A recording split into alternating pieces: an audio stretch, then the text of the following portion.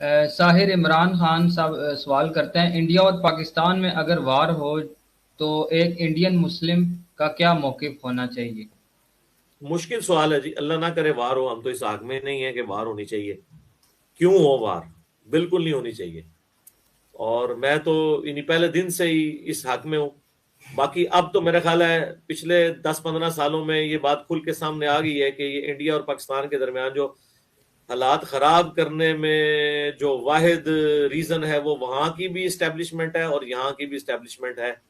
انہوں نے اپنی مراد کو، اپنے بجٹ کو برقرار رکھنے کے لیے سارے کے سارے معاملات کیے ہیں، لیکن اب آپ دیکھ لیں پاکستان میں پالیسی شفٹ آ گیا ہے. اب موجودہ جو ہماری اس وقت اسٹیبلشمنٹ ہے وہ تو اس حق میں ہے کہ جی انڈیا کے ساتھ دوستی ہونی چاہیے تاکہ آپس میں تجارت ہو، یہ معاملات چلتے رہیں. اللہ نہ کرے کہ جنگ کی نوبت آئے.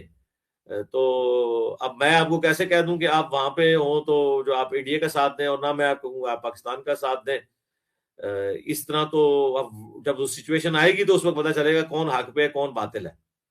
ٹھیک ہے، یہ تو نہیں ہے کہ مسلمان جب کبھی بھی لڑائی کسی غیر مسلم ملک سے کر رہا ہوگا تو وہ ٹھیک ہی کر رہا ہوگا. ظلم بھی ہو سکتا ہے، دونوں طرف سے ظلم یہ نہیں ہو سکتا ہے. یہ تو ایٹ دا اسپاٹ ڈیسائیڈ کیا جائے گا.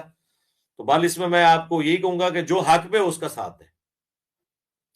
عقیدہ بعد میں دیکھیں، پہلے یہ دیکھیں کون حق پہ اس کا آپ ساتھ دیں.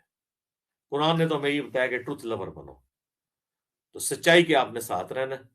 اور سورۃ المائدہ میں ہے کسی قوم کی دشمنی تم میں اس پہ نہ ابھارے کہ تم انصاف کا راستہ چھوڑ دو، انصاف کرو یہی تقوی کے قریب ہے.